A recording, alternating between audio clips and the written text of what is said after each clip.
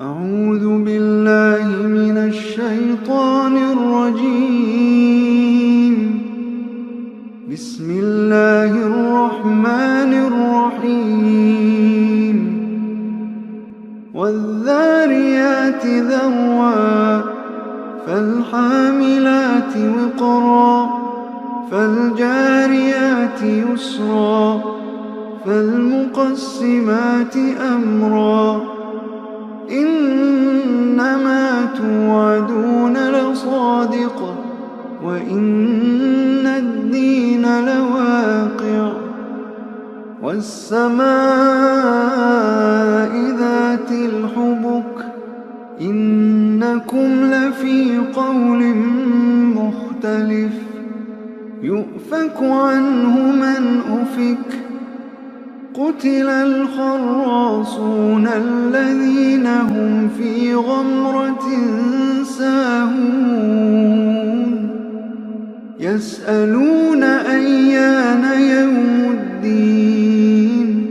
يوم هم على النار يفتنون ذوقوا فتنتكم هذا الذي كنتم تستعجلون إن المتقين في جنات وعيون آخذين ما آتاهم ربهم إنهم كانوا قبل ذلك محسنين كانوا قليلا من الليل ما يهجعون وبالأسحار هم يستغفرون وفي أموالهم حق للسائل والمحروم وفي الأرض آيات للموقنين وفي أنفسكم أفلا تبصرون وفي السماء رزقكم وما توعدون فورب السماء والأرض إنه لحق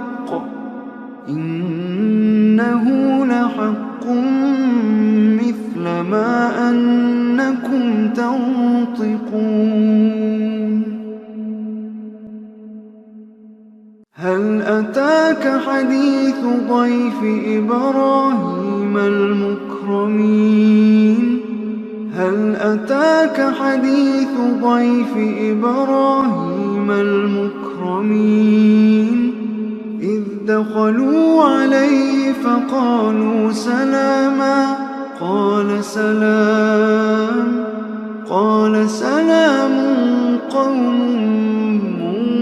منكرون فراغ إلى أهله فجاء بعجل سمين فقربه إليهم قال ألا تأكلون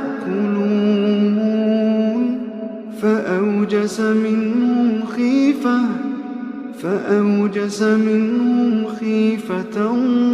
قالوا لا تخف وبشروه بغلام عليم فأقبلت امرأته في صرة فصكت وجهها وقالت عجوز عقيم قالوا كذلك قال ربك إنه هو الحكيم العليم قال فما خطبكم أيها المرسلون قالوا إنا أرسلنا إلى قوم مجرمين لنرسل عليهم حجارة من طين مسومة عند ربك للمسرفين فأخرجنا من كان فيها من المؤمنين فما وجدنا فيها غير بيت من المسلمين وتركنا فيها آية للذين يخافون العذاب الأليم وفي موسى إذ أرسلناه إلى فرعون بسلطان مبين فتولى بركنه وقال ساحر أو مجنون فأخذناه وجنوده فنبذناهم في اليم وهو مليم وفي عاد إذ أرسلنا عليهم الريح العقيم ما تذر من شيء أتت عليه إلا جعلته كالرميم وفي ثمود إذ قيل لهم تمتعوا حتى حين فعتوا عن أمر ربهم فأخذتهم الصاعقة وهم ينظرون